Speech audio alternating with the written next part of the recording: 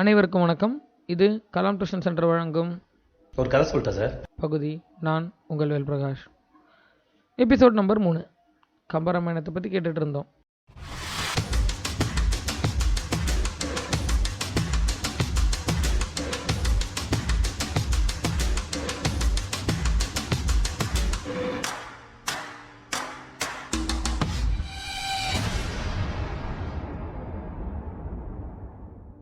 குகன், சீதை, ராமன், லக்ஷ்மணன் 3 பேரையும் கங்கை ஆற்றின் மறுபுறம் கொண்டு வந்து விட்டுட்டாங்க. ஸோ இவங்க நடந்து தண்டகாரண்யம் அப்படின்ற இடத்த தாண்டி பக்கத்தில் இருக்கக்கூடிய பஞ்சவடி அப்படின்ற இடத்துல ஒரு குடில் அமைத்து தங்குறாங்க. தங்கும்போது இந்த பஞ்சவடி அப்படின்ற இடத்துல ஒரு அரக்கி ஒருத்தி இருக்கா. அந்த அரக்கி யாரு அப்படின்னு சொல்லி பார்த்தீங்கன்னா, ராவணன் இருக்காங்க இல்லையா, அவங்களோட தங்கச்சி. இந்த அரக்கியோட பேர் வந்து சூர்பனகை. இந்த அரக்கி என்ன பண்ணுறாங்க, ராமரை பார்க்குறாங்க. ராமரை பார்த்தோன்னா ராமனோட அழகில் மயங்கிடுறாங்க. ஸோ ராமர் கடவுள், அவரோட அழகில் எல்லாரும் மயங்கிடுவாங்க. ஒரு அரக்கி மயங்கினதில் வியப்பில்லை. அவங்க மயங்கிடுறாங்க. மயங்கி தன்னை திருமணம் செய்துக்க சொல்லி அவங்க கேட்பாங்க. இல்லைம்மா, எனக்கு ஏற்கனவே திருமணம் ஆகிடுச்சு அப்படின்னு சொல்லிட்டு ரொம்ப கோவமாக அந்த இடத்த விட்டு ராமர் போயிடுவார். அடுத்து லக்ஷ்மணன் வருவார். லக்ஷ்மணன் கிட்டேயும் அவரோட இவர் ரொம்ப அழகாக இருக்காரு அப்படின்னு சொல்லி லக்ஷ்மணன் கிட்டேயும் தன்னை திருமணம் செஞ்சுக்க சொல்லி கேட்பாரு. லக்ஷ்மணனும் எனக்கும் திருமணம் ஆகிடுச்சு, நானே எங்கள் அண்ணன் எங்கள் அண்ணி 3 பேர் தான் நாங்கள் வந்திருக்கோம் இங்கே அப்படின்னு சொல்லி அவர் சொல்லுவார். இந்த மாதிரி நாங்கள் அயோத்தியில் இருக்கோம் அப்படின்றதெல்லாம் சொல்லுவார். சொல்லியும் சரி, இது என்னோட இடம், இந்த இடத்துல நீங்கள் இருக்கக்கூடாது, நீங்கள் காலி பண்ணுங்கள் உடனே, எனக்கு பிடிக்காதவங்களாம் இந்த இடத்துல இருக்கக்கூடாதுன்னு அவங்க கோவமாக சொல்லுவாங்க. அதனால் லக்ஷ்மணனும் உடனே கோவப்பட்டு அவங்களோட மூக்கை அறுத்துருவாங்க. ஸோ இதனால் ரொம்ப அவமானமாக போயிடும் சூர்பனகை அப்படின்றவங்களுக்கு. ஸோ அதனால் அவங்க நேராக ராவணன்கிட்ட போவாங்க. இதில் தப்பு யாரும் இல்லைன்னா சூர்பனகை மேலே தான். ஆனால் ராவணன்கிட்ட போயிட்டு அதை மறைச்சி வேறு விஷயம் சொல்லிடுவாங்க. இந்த இடத்த அப்படி பாஸ் பண்ணிக்கோங்க. நம்ம ராவணன் யாருன்றதை பார்த்துட்டு வந்துடுவோம். ராவணன் ஒரு மிக சிறந்த சிவபக்தன். அவனை மாதிரி சிவனை வணங்குறதுக்கு ஆட்களே கிடையாது அப்படின்ற அளவுக்கு மிக சிறந்த சிவபக்தன். உலகத்திலே மிக சிறந்த சிவபக்தன் அவர் தான். அதே நேரத்தில் அவர் வீணை வாசித்து பாடுறதுல மிகவும் வல்லவர். வரலாற்று கதைகள்லேயே ஈஸ்வர பட்டம் 2 பேருக்கு மட்டும்தான் இருக்கும். ஒன்று ராவணனுக்கு ராவணேஸ்வரன் அப்படின்னு, இன்னொன்று சனி பகவானுக்கு சனீஸ்வரன் அப்படின்னு. 2 பேருமே மிக சிறந்த சிவபக்தர்கள் தான். நம்ம தொடர்ந்து கதைக்கு போயிடுவோம். இப்படிப்பட்ட ராவணனுக்கு ஒரு மனைவி இருப்பாங்க. அந்த மனைவியோட பேர் மண்டோதரி. இந்த மண்டோதரி எங்கே பிறந்தாங்க அப்படின்னு சொல்லி பார்த்தீங்கன்னா, தமிழ்நாட்டில் இருக்கக்கூடிய உத்தரகோசமங்கை அப்படின்ற இடத்துல தான் அவங்க பிறந்தாங்க. அவங்களும் சிறந்த சிவபக்தி. அவங்களோட வேண்டுதல் எப்படி இருக்குன்னு பார்த்தீங்கன்னா, எனக்கு உலகத்திலே சிறந்த சிவபக்தனை தான் நான் கல்யாணம் பண்ணிக்கணும் அப்படின்னு அவங்க தினமும் சாமி கும்பிடுவாங்களா. ஏன்னா அவங்களே சிறந்த சிவபக்தி. நம்ம கல்யாணம் பண்ணிக்க போகிற பையன் சிவனை கும்பிடாதவனா இருந்துட்டா நம்மளால தொடர்ந்து சிவனை கும்பிட முடியாது. ஆனால் உலகத்திலே சிறந்த சிவபக்தனை நம்ம கல்யாணம் பண்ணிட்டா நம்ம சிவனையும் கும்பிட்டுக்கலாம், இல்லற வாழ்க்கையில நல்லபடியாக ஈடுபடலாம். அப்படின்றதுனால உலகத்திலே சிறந்த சிவபக்தன் யாரோ அவரை தான் நான் கல்யாணம் பண்ணிக்கணும்னு ராவணனை திருமணம் செஞ்சுப்பாங்க மண்டோதரி அப்படின்றவங்க. இந்த மாதிரி இவங்களோட லைஃப் போயிட்டு இருக்கும்போது சூர்பனகை என்ன சொல்லுவாங்க, ஆனால் இந்த மாதிரி நான் உலகத்திலே சிறந்த அழகிய ஒருத்தவங்களை பார்த்தேன், அந்த அழகியை நான் உனக்கு திருமணம் செய்து வைக்கலான்னு சொல்லி அவங்கள்ட்ட போய் கேட்டேன். அதுக்கு 2 பேர் ஒத்துக்க முடியாதுன்னு சொல்லி சொன்னாங்க. அவங்கள எதிர்த்து நான் சண்டை போடும்போது அவங்க என்ன பண்ணிட்டாங்கன்னா, என்னோட மூக்கை அறுத்துட்டாங்க.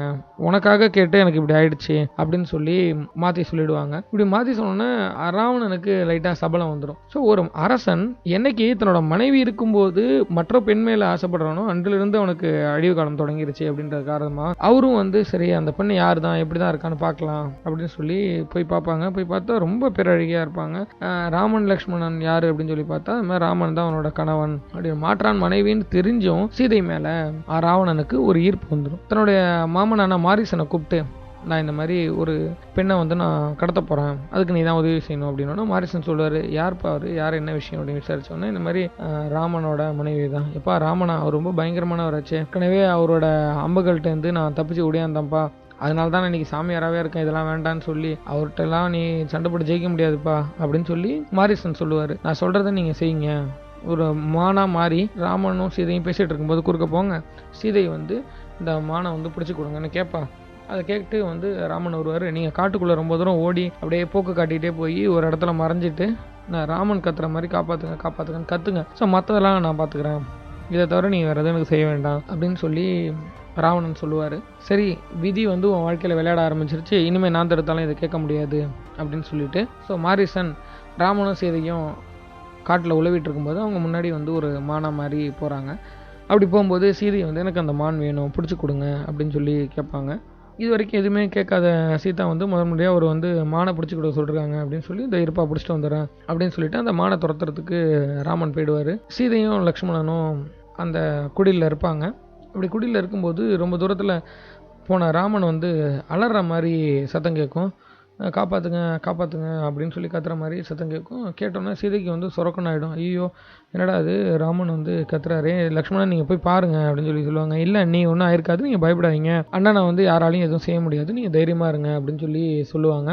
சரி இல்லைப்பா அவரோட சத்தம் கேட்குது, எனக்கு அது ரொம்ப பயமாக இருக்குது, இப்போ நீங்கள் போய் பார்க்குறீங்களா இல்லை நான் போட்டுமா அப்படின்னு கேட்பாங்க. லக்ஷ்மணன் இல்லை நீங்கள் போகாதீங்க, இருங்க நானே போகிறேன் அப்படின்னு சொல்லிட்டு வீடை சுற்றி ஒரு கோடு போட்டுட்டு இந்த கோட்டை மட்டும் தாண்டி வராதிங்க அண்ணி, நான் போய் பார்த்துட்டு வந்துடுறேன், எது நடந்தாலும் நீங்கள் இந்த கோட்டைக்குள்ளேயே இருங்க அப்படின்னு சொல்லிட்டு போவார். ஸோ அப்படி சொல்லிட்டு இவரும் போவார். இவரையும் ரொம்ப நேரம் ஆகும். இவங்க போய்ட்டு உள்ள வேலையை பார்க்க ஆரம்பிச்சிருவாங்க. அதெல்லாம் பார்த்து நம்மளோட வில்லன் ராவணன் ஒரு முனிவர் போல் வந்து பிச்சை கேட்பார். இந்த அம்மா வந்து பழங்கள் எடுத்துகிட்டு வந்து, சுவாமி எங்கள்கிட்ட பழங்கள் தான் இருக்குது, நாங்கள் காட்டில் இருக்கனால எங்களால் இது தான் கொடுக்க முடிஞ்சுது, நீங்கள் இதை ஏற்றுக்கணும் அப்படின்னு சொல்லுவாங்க.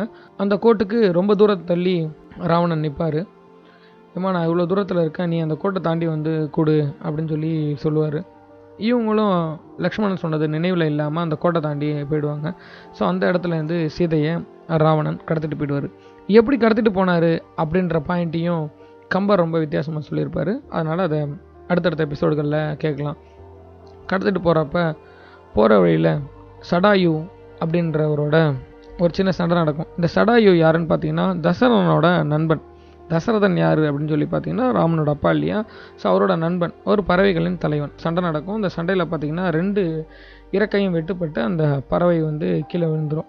ஸோ கீழே விழுந்தும் அது வந்து ராமா ராமா ராமா ராமான்னு பெணாத்திக்கிட்டு இருக்கும். ஸோ ராமன் வருவான், அவன்கிட்ட வந்து விஷயத்த சொல்லிவிட்டு நம்ம உயிர் துறந்துடலான்னு ராமா ராமான்னு வந்து அந்த பறவை வந்து பெணாத்திட்டு இருக்கும். அதாவது ஜடாயு அப்படின்ற பறவை. இவரை தூக்கிட்டு போயிட்டு இலங்கையில் அசோகவனத்தில் வச்சுருவார். அசோகவனத்தில் வச்சோன்னே சுற்றி அரக்கியர்களை பாதுகாப்புக்கு போட்டு, ராவணன் எப்படிப்பட்டவன், அவனை எதிர்த்தா என்ன நடக்கும், அவன் இது வரைக்கும் என்னென்ன சாதனைகள் செஞ்சுருக்கான், எல்லாத்தையும் நீங்கள் சொல்லி சீதையோட மனசை மாற்றுங்க அப்படின்னு சொல்லி அவங்க எல்லாரையும் அப்பாயிண்ட் பண்ணியிருப்பார். அவங்க எல்லாம் தொடர்ந்து செஞ்சுட்டு இருப்பாங்க. ஆனால் சீதை வந்து எதுவுமே சாப்பிடாம வெறும் அழுதுகிட்டே இருப்பாங்க. ராமன் கண்டிப்பாக வருவார், நம்மளை காப்பாற்றுவார் அப்படின்னு நினச்சி சீதை அழுதுகிட்டே இருப்பாங்க. ஸோ இந்த சைடில் பார்த்தீங்கன்னா வேட்டையாட போன அந்த மானை பிடிக்கிறதுக்கு போனார் இல்லையா ராமன், அவர் தேடிட்டு போனார் இல்லையா லக்ஷ்மணன், இவங்க 2 பேர் திரும்பி வந்து பார்த்தா சீதை இருக்க மாட்டாங்க. ஒன்றுமே அவங்களுக்கு புரியாது. என்னடா அது, அடுத்து என்ன பண்ணுறது, ஏன் இப்படி நடக்குது, யாருக்கு என்னாச்சு, சீதை எங்கே போனாங்க அப்படின்னு தெரியாமல் அப்படியே தேடி அலைய ஆரம்பிச்சிருவாங்க. மனசுலாம் ரொம்ப வருத்தமாகி சரி எங்கே தான் இருக்காங்க என்ன ஏதுன்னு சொல்லி ரொம்ப கஷ்டப்பட்டு தேடிட்டு இருப்பாங்க. அப்படி தொடர்ந்து அவங்க தேடிக்கிட்டே இருக்கும்போது தான் வந்து இந்த ஜடாயு அப்படின்றவங்கள பார்ப்பாங்க. அவர் தான் சொல்லுவார், இல்லை இந்த மாதிரி உன்னோட மனைவி வந்து இலங்கையை அரசாண்டுகிட்டு இருக்க ராவணன் அப்படின்றவர் கடத்திட்டு போயிட்டாரு, அவரை எதிர்த்து தான் நான் வந்து போரிட்டேன், ஆனால் பாரு எனக்கு இந்த நிலமை வந்துருச்சு அப்படின்னு விஷயத்த சொல்லிட்டு அவர் வந்து இறந்துருவார். ஸோ அவருக்கான இறுதி சடங்குகளை ராமன் தான் செய்வார். செய்யும்போது அவர் சொல்லுவார், என்னோடய அப்பாவுக்கு தான் வந்து என்னால் இறுதி சடங்கு செய்ய முடியல, ஆனால் என்னோடய அப்பா இடத்துல இருக்க உங்களுக்கு நான் வந்து இறுதி சடங்கு செய்கிறேன், இது எனக்கு கிடைச்ச ஒரு பாக்கியமாக நான் நினச்சிக்கிறேன் நான் அப்படின்னு சொல்லி ராமன் சொல்லுவார். சரி எப்படி இந்த இலங்கைக்கு போகிறது, இலங்கை எங்கே இருக்குது, மற்ற விவரங்கள் எதுவுமே தெரியாது அப்படின்னு சொல்லி அவங்க குழப்பிக்கிட்டு இருக்கும்போது தான் நம்ம ஹனுமன் வருவார். தொடர்ந்து பேசுவோம். இது கலாம் டியூஷன் சென்டர் வழங்கும் ஒரு கதை சொல்லிட்டேன் சார் பகுதி. நான் உங்கள் வேல் பிரகாஷ். அதுல உனக்கு கதை கேட்டு பழகிடுச்சு, எனக்கு கதை சொல்லியே பழகிடுச்சு. நன்றி. இன்னொரு கதை சொல்லிட்டேன் சார்.